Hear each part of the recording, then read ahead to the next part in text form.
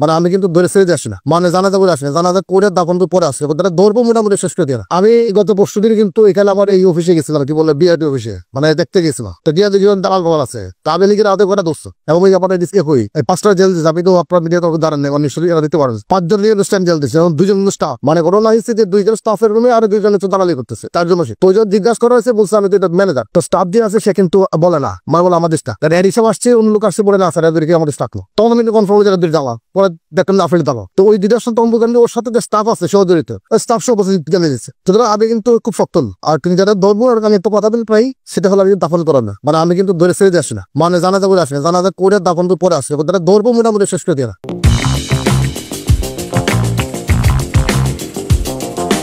কারণ আমি যেহেতু নিজে কোনো করি না, ঘুষ খাই না, আমি কারো খাইতেও দিব। আমি গত পরশুদিন কিন্তু এখানে আমার এই অফিসে গেছিলাম, কি বলে বিআরটি অফিসে, মানে দেখতে গেছিলাম। তো গিয়ে দেখি দালাল বাবা আছে, আমি নিজের আগে কথা ধরছি এবং ওখানে দিতে করি 5টা জেল দিচ্ছে, আমি তো আপনার ভিডিও তো দাঁড়ান নেই, মানে সেটা দিতে পারি 5 জন দিয়ে 2টা জেল দিচ্ছে এবং 2 জন কিন্তু স্টাফ, মানে ঘটনা হচ্ছে যে 2 জন স্টাফের করে আরো 2 জন হচ্ছে তাড়ালি করতেছে, তার জন্য 2 জন জিজ্ঞাসা করা হচ্ছে, বলছে আমি ম্যানেজার। তো স্টাফ যে আছে সে কিন্তু বলে না, মানে বলে আমাদের স্টাফ। এডিশন আসছে, অন্য লোক আসছে করে না স্যার ওদেরকে আমাদের স্টাফ।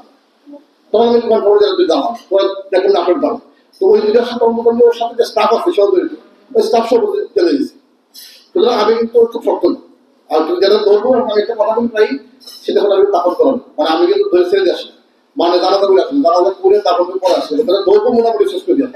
তাতে আমি যে কদিন আমি থাকবো সেই কদিন ভাই আমি থাকতে আসি, যে কদিন থাকবো আমার কথা শুনতে হবে। আমি এখানে কিন্তু কাজ করতে আসছি, আমার কাজ করে সুযোগ চাচ্ছি। তো আমি প্রস্তুত যদি দিচ্ছি আপনারা থাকে বলুন, বাকি বলে ম্যান না হলে বাকি করে দেবো। এবং আমি বলতো আমি কিছু কিছু জায়গায় আপনার তখন মনে হবে যে এই কাজটা কেন করলেন, করিয়ে সিদ্ধান্ত নিয়ে ফেললেন, দিন শেষে ফলাফল যখন পাবো তখন বুঝবেন। কারণ হচ্ছে কি, ওই গাছ থেকে যদি আপনি আগাছা না শোনান, তাহলে আপনার গাছটা যে আছে বোঝা যায়।